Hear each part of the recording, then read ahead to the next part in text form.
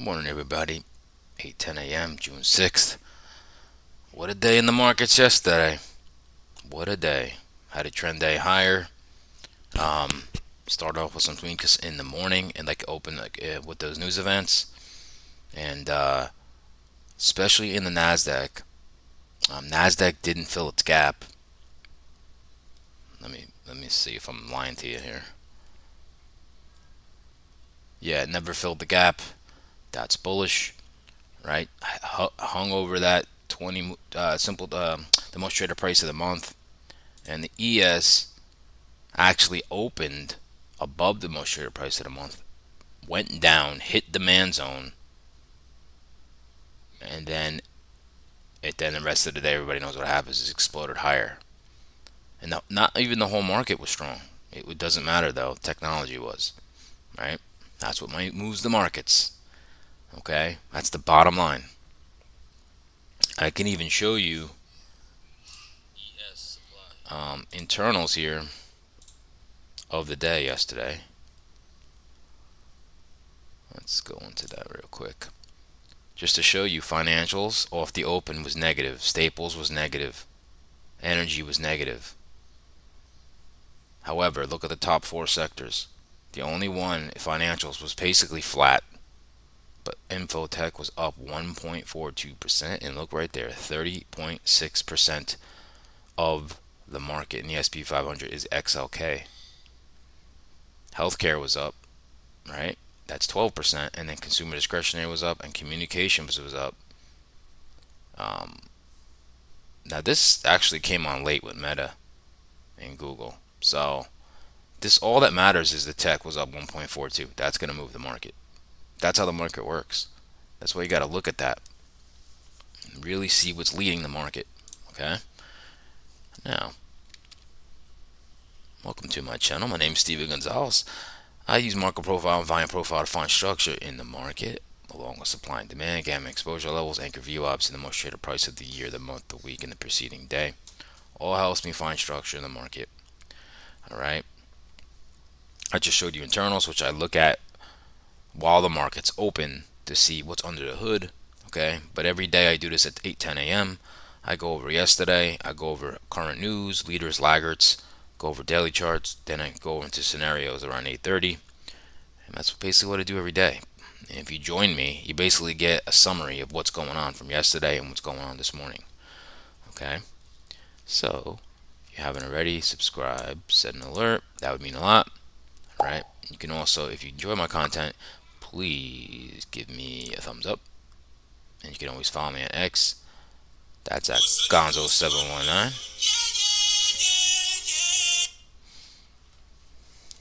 Apologize for that. That was my alarm going off. Alright, so without further ado, why don't we get right into the futures watch list? Boom. Alright, after a big move like that, what usually happens most times, not most times I'm going to say, is you could move sideways today, and we still got non-farm payrolls and unemployment tomorrow. So we could have a sideways day, or we can get a little continuation.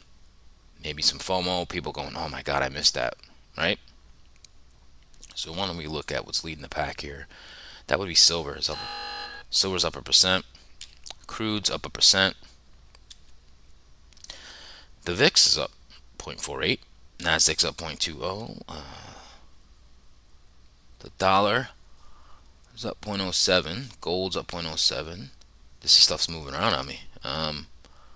ES up 0.05. 10-year hasn't reported yet. The Dow is slightly down. 30-year bonds are being sold. Interesting. That should move yields higher. Bitcoin slightly down. Russell's down 0.37 and Ether is down 0.82. Okay, moving on to the Mag 7 Plus. Now this is the watch list here. But moving on to Mag 7.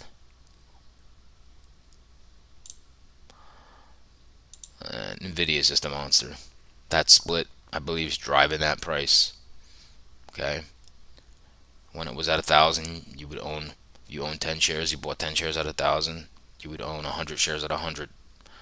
All right, so I feel like I said this previous when it announced the split that I thought this might happen, and it's happening. Right, AMD up 0.57, Amazon's on 0.19. Now, do we have laggards? Nothing really tanking.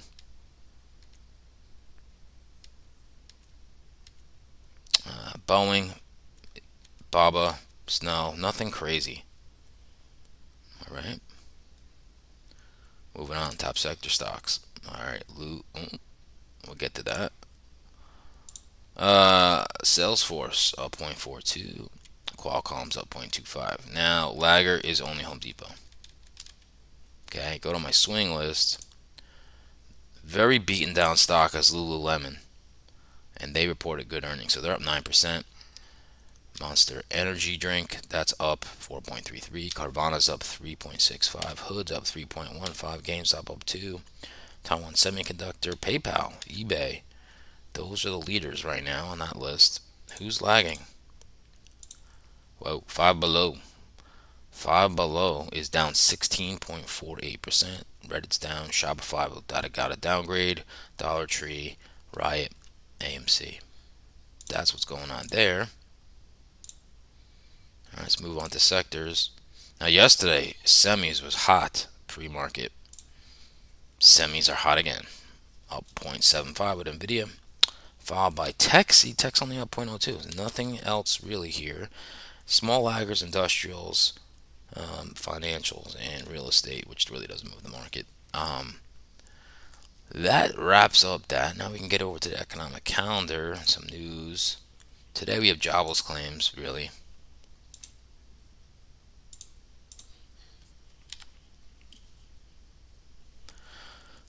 So today, jobless claims at 8:30. Let's see, we're expecting what 220 initial jobless claims. If you get more than that, that should be bullish. A hot jobless claims number, so bad news would be good. And again, tomorrow we have non-farm payrolls. Okay. Now, as far as upgrades, downgrades, let's see here. Upgrades, we got anything to note here? Capital One, United Airlines. Downgrades, Dollar Tree, Shopify, and that's it there. Let's see if we got to raise the target prices here. Anything to Lululemon's got its target price raised from 437 to 447. That's really it there that I would really say. Lower target. Nothing really to note there. Let's see with some news here. Nvidia stock rose 1.7. It actually took out Apple for market cap. I said Lululemon, Five Below, stock slumped 16 after discount cut its sales forecast. NEO, ADRs fell 3.2% after China-based electric vehicle maker reported first quarter results on missed expectations. Victoria's Secret stock fell 2.9. Carvana rose 3.2 after the bullish note from Evercore ISI, with the investment firm saying the used car retail is likely to outperform. All right, that's what's going on there. Let's see if the juice has anything. European stocks surged new all-time highs ahead of European Central Bank meeting that is expected to deliver the first rate cut. So Europe's doing good as well. All right. I think we can move over to the daily charts.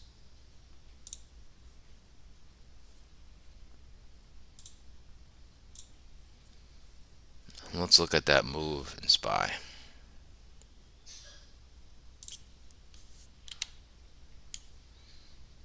So basically opened here, right? It opened basically at last week's highs, dipped down into yesterday's range, and then took off. All-time high, 534.69. Where are we now? We're gapping up. We're at 535. So the market continues to move higher. Do we get sideways or continuation today? Okay. Now the ES, you can see right here. So here's yesterday, and this is where we are. Kind of a little bit of a doji candle. Okay. Do we move higher today? Right. People gonna FOMO in. Who knows? All right. Let's look at Q's. Q's big move yesterday. So the Q's Um, Basically, right here, opened, pushed down to yesterday's range, and then boom, took off. And look at that, clearing these shorts out, this shorts out, this candle. So you cleared 1, 2, 3, 4, 5, 6, 7 shorts, 7 candles. Big move. Now remember, I said that the Qs are an ultimate balance. Big moves happen from there, right? And that's why that happened. Okay, you can look at the Nasdaq right now, futures. You can see yesterday and today we're starting to push up. Let's see if you just continue pushing up. Okay, now moving on to the triple-headed monster.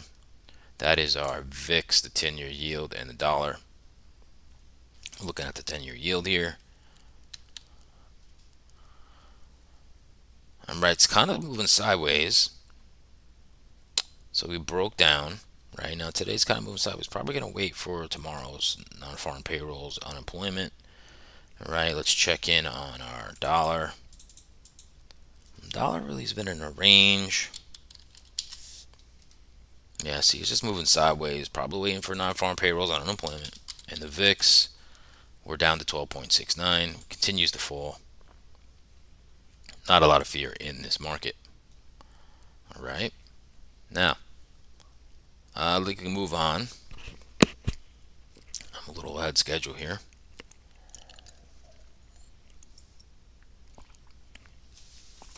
Let's talk about structure.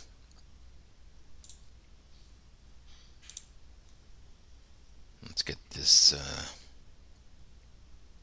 dialed in here.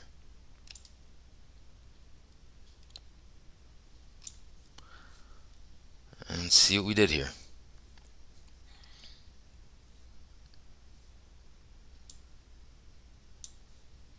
All right.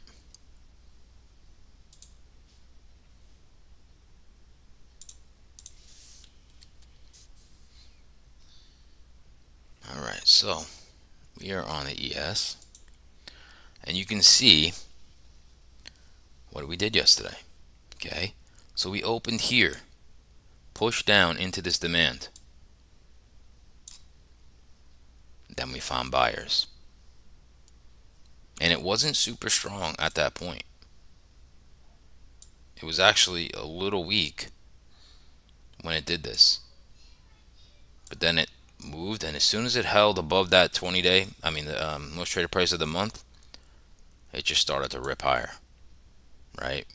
Because if you think about it, here was that 53.13, the key level, right? That breakout level.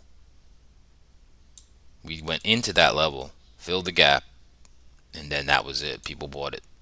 So what do we have? We have some single prints from yesterday. The most traded price happened to be up at the highs, which is very bullish when you do that. Okay, so the most trades happened up here at 53.60. Now you have a little baby session in the overnight right here. It's 100% net long. I would expect maybe some corrective activity, and whenever you have an overnight all-time high, it never secure. It usually gets taken. So I could definitely see a push down to test this demand and this most traded price to see if we go higher. Okay, that's what I'm really seeing, because now, right now, here's the most traded price of the month and the week. We're above that. Price is here. This is just bullish. Okay, now what you want to see here is new value established up here. If the market can start building out volume here and value, this is sustainable and will move higher probably. Okay, but if you can't, what happens with the market is it's like a rubber band, right? See how the volume's drying up, but look, yesterday you got some push here. If the market cannot sustain value here, you're going to revert back to here or to here. That's just how it works. Okay, so today really it's all about the 53.36.75, which is the midpoint, which is also single prints. Also the most traded price of the month right here. So this is one defense, right? And this is the next with the most traded price of yesterday and demand here in the overnight low. So that's really like, do we hold this or do we correct a little bit and hold this? In the grand scheme, if we do, it's still bullish. Okay. So what I label this as, this would be a weak low right here. Buyers need to defend it. So we can get right into scenarios here.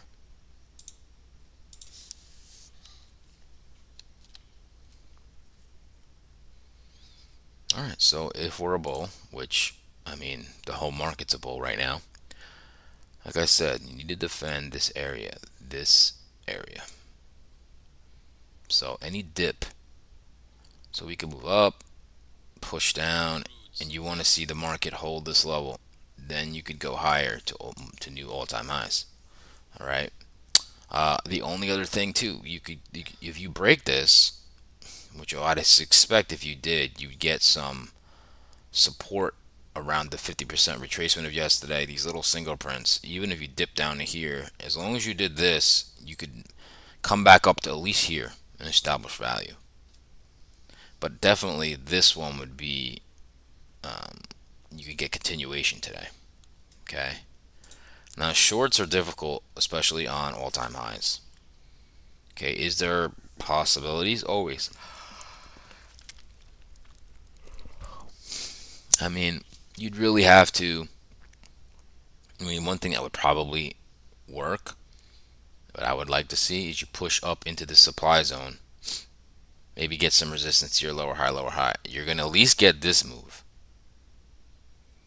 Okay, if you break this demand and you kind of hold under yesterday's most traded price, I can see us cleaning these singles and coming down to here. Okay, that's really it. But very cautious when you just make all-time highs and you're accepting prices higher. You know, that's how you have to look at the market. It doesn't matter what you think, what you believe. All right, so we closed here and price is here. We went all the way up. You know, price isn't down here, it's up here. So the market's saying, all right, I accept these prices. So it's bullish. You can't argue with it. It's right in your face. Okay. So let's go to the NASDAQ. All right, let's look at that. So the good old NASDAQ.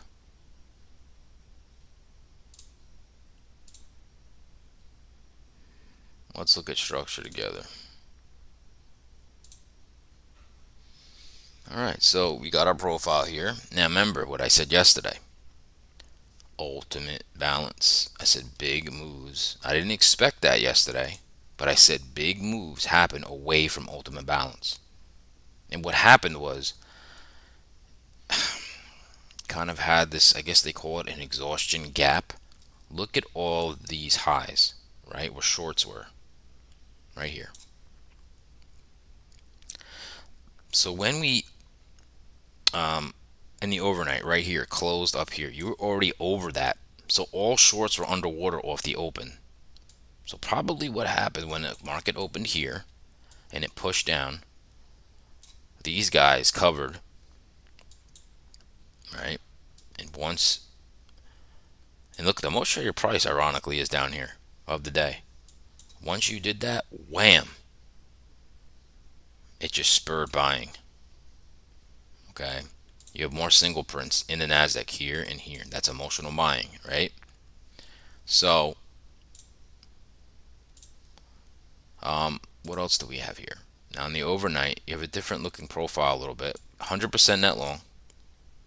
Overnight, all-time highs are not secure, like I said. Most likely these get taken out. Okay. Now, the midpoint of yesterday, 189.40.50. That's the 50% retracement of yesterday's move. That's very important to look at that. Okay. Very important to look at that.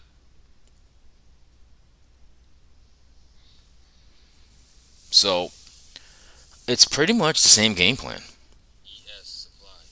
Pretty much. I mean, you're way far away from these big levels. Okay, so look, it value down here, and then look, you got thinner volume, thinner volume, thinner volume. So what does the market need to do? Establish new value volume up here, because the market's gapping up right now. You can see it. Look, gapping up, and I can see it in my watch list that the market is going high. Like Nvidia's up 1.8, AMD's up 0.44. I just saw Coinbase now with Bitcoin moving up is positive pre-market. It wasn't earlier. Okay. Um, so this market's nuts. All right. So basically, if we're going to talk about scenarios here, got demand right here, and also you got it's 100% net long. So you got a weak low here at the overnight high, and you got this demand zone. That's the first defense for the bulls. Second defense is right here, the midpoint of yesterday's range, 189.40. Now, here's a little tip. Whenever you have all these single prints, they should not be supportive when you come and meet them. They should get ripped through because there's not a lot of volume there. Okay. However, if we come down here and you get support and you start doing lower, that is bullish. That is very bullish. Okay. So that's how you read the market. If you're really weak and you can't rip through these singles, well, guess what? You're not that weak and you probably go back up. Okay. So, like I'm saying, I'm going to put a little box around here. This is defense too. So, number one, make all time highs. Boom. You get some corrective activity. You could hold, hold, hold, and then go to make all time highs. Pretty simple, just like the ES. Second, you get a little more weakness. And if you come into these single prints and they're supportive, well, guess what? I think we're going to go up here as well. Other than that, not too crazy about it. Okay. Remember, we have big news tomorrow. This could be a sideways day. Now, as far as the shorts, there is supply, which I think got broken. Let's look at that. Yeah, it did. So this is no longer valid anymore. Okay. You got a little range too in the overnight here. All right. So as a short, like I said, not easy. All-time highs are never easy, but if you do open push up, make all-time highs in real-time trading hours, come through the open, come through this most traded price, you're probably at least going to test yesterday's close, overnight lows, and then it's the job to see how strong the market is. Now, if we come in this demand and kind of work in it and didn't rip it, and you hold under it, you're going to at least test these single prints. And then if the market is weak, you are going to clean them and you're going to test yesterday's most traded price. Okay. If you knock that out, guess what? Yesterday's lows, and you're probably going back to the most traded price of the month, 187.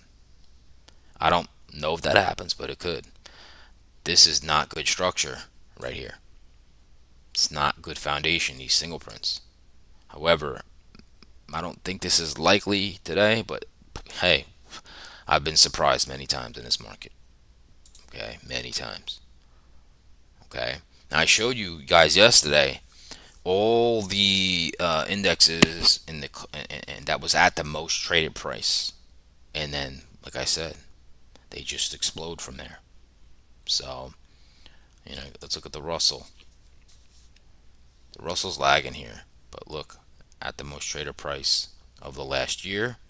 This is this year. It's in between both, right? Nasdaq, most traded price of a year ago and to this year is right here. Support, and then it pushed away. ES, where did it find support? Most traded price of this year, right there, that candle, boom. Consolidate it again, right? And then wham.